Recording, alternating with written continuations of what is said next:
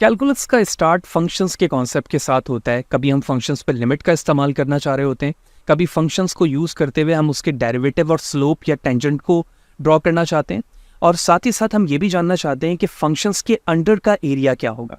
आमतौर पर कैलकुलस में हम सर्किल की एरिया की बात करते हैं, रेक्टेंगल की बात करते हैं, पॉलीगॉन की बात करते हैं, और उसके लिए एक स्पेसिफिक फॉर्मूला मौजूद है। लेकिन समटाइम कुछ ऐसे शेप्स आते हैं जिसके एरिया फाइंड करने के लिए कोई स्पेसिफिक फार्मूला मौजूद नहीं है। तो ऐसे फार्मूले को रिजॉल्व करने के लिए कैलकुलस ने हमें एक कॉन्सेप्ट दिया जिसे हम इंटीग्रल कैलकुलस कहते हैं या इंटीग्रेशन कहते हैं। ये सारी चीज़ें चैप्टर 4 से ऑनवर्ड हम जान सकेंगे, तो इसी तरह से जुड़े रहें। और इससे रिलेटेड अपकमिंग वीडियोस मेरे यूट्यूब चैनल पर मौजूद है। फाद हुसैन CS से सर्च करने के बाद आप मेरे यूट्यूब चैनल पर आएंगे, इसके प्लेलिस्ट पर जाएंगे जहाँ डिफरेंट डिसिप्लिन्स की वीडियोस मौजूद है। विद ईज आप इन्हें वॉच कर सकते हैं, जबकि इनमें इस्तेमाल होने वाले content related material which mean presentation, slide code, ये तमाम चीज़ें मेरे ब्लॉग fadhusaincs.blogspot.com पर है। तमाम मटेरियल को फ्रीली डाउनलोड करके यूज़ किया जा सकता है। एज यूजुअल यूडेमी पे मेरा कोर्स मौजूद है, R programming for the complete data science and machine learning, जो कि 10 आवर्स प्लस टाइम ड्यूरेशन पर बेस करता है। ये एक बड़ा इंपॉर्टेंट कोर्स है जिसके completions पर I am pretty sure about that you can start your career as a data scientist in any software houses. So अगर चैनल पर अगर नए हो, चैनल पर सब्सक्राइब नहीं किया तो ज़रूर सब्सक्राइब करें ताकि इसी तरह की चीज़ें बर वक्त सारी के साथ आप सीख सकें। तो हमने स्टार्टिंग पे जाना कि finding the area is a very important thing in a calculus. जब हम सर्कल की बात करते हैं तो सर्कल को के एरिया को फाइंड करने के लिए हमने लिमिट का इस्तेमाल किया, और लिमिट को यूज़ करते हुए हमने कहा कि जो भी इसके रीजन्स हैं जिसको हम इनिशियली 4 क्वार्टर्स में डिवाइड कर रहे थे और फिर क्वार्टर्स की क्वांटिटी हम बढ़ाते गए, तो इस शेप के पैटर्न्स को जो कि हम कट कर रहे थे उसे इनफाइनाइट टाइम तक अगर कट किया जाए तो इन शेप्स के पीसेस को हम एक रेक्टेंगल रीजन के अंदर इनक्लोज कर सकते हैं, और इसके ज़रिए से फिर हमने इस एरिया को यानी एरिया ऑफ सर्कल फाइंड किया।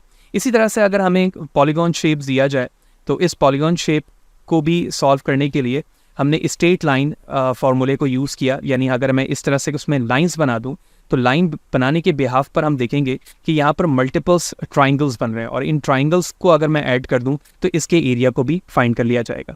लेकिन कुछ ऐसे शेप्स कैलकुलस के कैलकुलेशन में आए जो पैटर्न्स किसी स्पेसिफिक शेप पर बेस नहीं करते थे। यानी यहाँ पर ना तो मैं रेक्टेंगल शेप बना सकता हूँ या ट्राइंगल बना सकता हूँ, नहीं।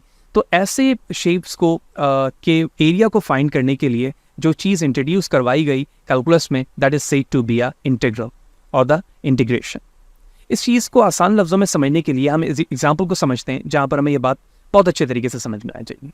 जब मैं इंटीग्रेशन की बात करता हूँ तो इसका मतलब है एंटी डेरिवेटिव या फिर इंटीग्रल कैलकुलस, और इसके ज़रिए से हम एरिया ऑफ दिस फंक्शन मालूम करते हैं या एरिया अंडर द कर्व मालूम करते हैं। फॉर एग्जाम्पल, अगर हम इस फंक्शंस को देखें that is equal to y equal to fx, और मैं ये चाहता हूँ कि इस वक्त मैं इस बाउंड्री से that is start from the a to b, मैं इस एरिया को फाइंड करना चाहता हूँ, विच मीन ये कंप्लीट एरिया। ठीक, इस एरिया को फाइंड करने का सबसे आसान तरीका कैलकुलस ने हमें ये इंट्रोड्यूस करवाया कि क्यों ना हम इस एरिया को different numbers of the rectangles में डिवाइड कर दें। जब हम इस रीजन को मल्टीपल्स एरिया ऑफ रेक्टेंगल में डिवाइड कर देंगे, तो क्योंकि हम रेक्टेंगल के एरिया के फॉर्मूले को जानते हैं, लिहाजा उनके सम अप की जो वैल्यूज होगी वही इस अंडर द फंक्शंस एरिया की होगी। लेकिन अब यहाँ प्रॉब्लम ये थी कि जब हम ट्राइंगल बनाते ये राइट एंगल इसमें एरिया जो बनता है इसका, ठीक है, तो इसमें जब रेक्टेंगल शेप ऐड होता तो सम टाइम ये कुछ ऐसे रीजन्स को यहाँ पर छोड़ देता, या फिर यहाँ पर, या फिर यहाँ पर, या फिर इस जगह पर। ठीक है, तो इससे ये चीज़ हो रही थी कि हम अपने फंक्शंस के एरिया को अप्रॉक्सीमेट फाइंड कर पा रहे थे। क्यों ना हम यहाँ पर इस रेक्टेंगल की क्वांटिटी को बढ़ाएं। लिहाजा जैसे जैसे रेक्टेंगल की क्वांटिटी बढ़ती रहेगी हम देखेंगे कि ये जो शेप है ये वो कम से कम होता जाएगा, और जब ये कम से कम होता जाएगा तो मैं एज्यूम कर सकता हूँ कि जब इस रेक्टेंगल की क्वांटिटीज़ को मैं एक्सटेंड करूँ इन्फिनिटी तक, तो ये एक वक्त ऐसा आएगा कि ये इतनी श्रिंक हो जाएगी, तो श्रिंक होने की वजह से ये गैप खुद ब खुद ख़त्म होने लग जाएंगे, और हम जब अप्रॉक्सीमेटली इसको फाइंड करेंगे, इसके एरिया को सम करेंगे, तो that is mostly equal to the area under the curve, and we will successfully find the area under the curve there. How, let's see. तो इस चीज़ के लिए हम एज्यूम करते हैं कि ये जो एरियाज यहाँ पर रेक्टेंगल्स के हैं, ठीक है, ये A से B तक है, तो लिहाजा मैं ये x एक्सिस पे, तो मैं इसे कह सकता हूँ कि ये x1 होगा, ठीक है, x2, x3, x4, 5, 6, 7, 8, ठीक है, इसी तरह से जितनी क्वांटिटी आप बढ़ाते जाएंगे, श्रिंक करते जाएंगे, इसकी क्वांटिटी बढ़ेगी। लिहाजा the difference between a to this x1 that is said to be a del x1, similarly del x2 and so on del xi, you can say that. Similarly इस base पर जब आप del x की values देखेंगे तो इस base पर इसकी वैल्यू यहाँ से इस y पर आएगी, यहाँ से इस y पर आएगी, यहाँ से यूं यूं यूं एंड सो ऑन, इस तरह से इनकी वैल्यूज आना शुरू हो जाएगी। तो based on this rectangle region we can conclude that कि यहाँ पर समेशन रूल अप्लाई किया जा सकता है in areas of the rectangle को सम अप करने के लिए।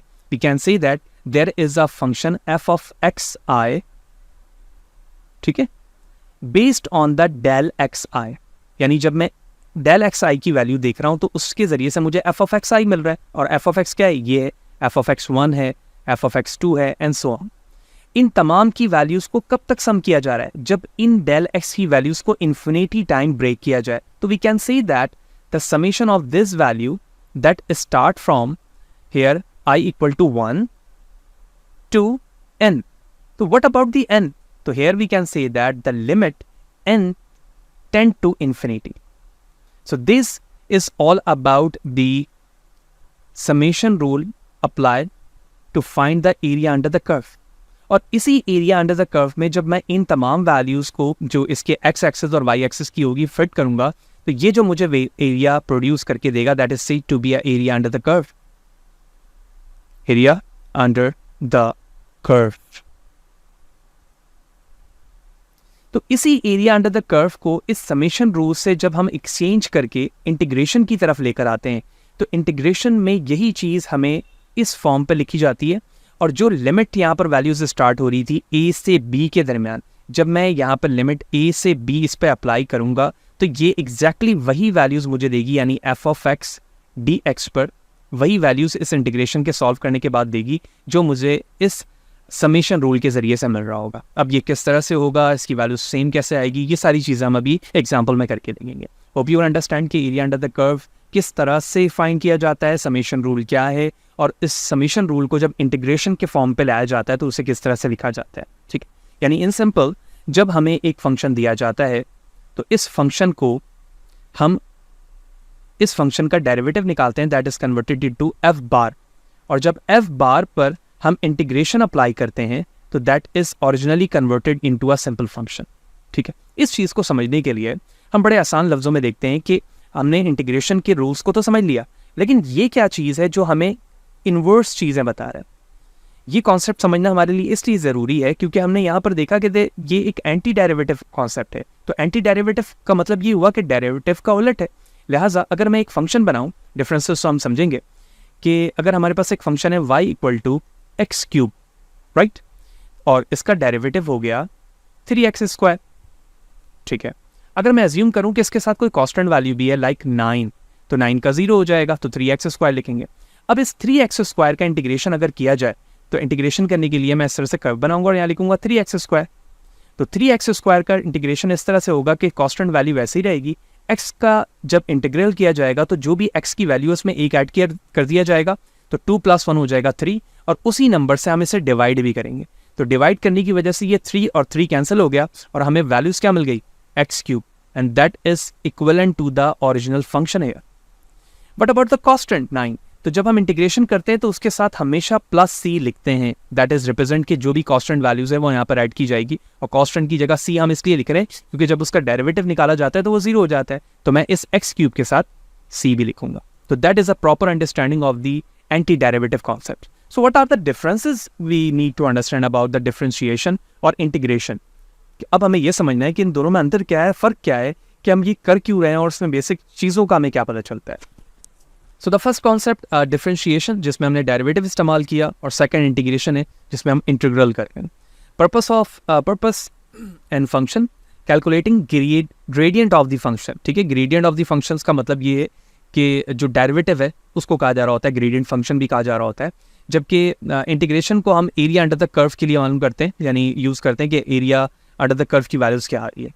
डायरेक्टली ऑपोजिट क्या है, ऑपोजिट ऑफ द इंटीग्रेशन, जबकि ये ऑपोजिट ऑफ द डिफरेंशिएशन है अगर दोनों तरफ से देखा जाए तो। Real life application instantaneous velocity मालूम करने के लिए हम डेरिवेटिव या डिफरेंशिएशन को यूज़ करते हैं, जबकि volume of the calculating volume, area and central point, ठीक है, अगर मुझे वॉल्यूम मालूम करना हो, एरिया मालूम करना हो किसी का, या सेंट्रल पॉइंट मालूम करना हो, तो मैं इंटीग्रेशन इस्तेमाल करूँगा।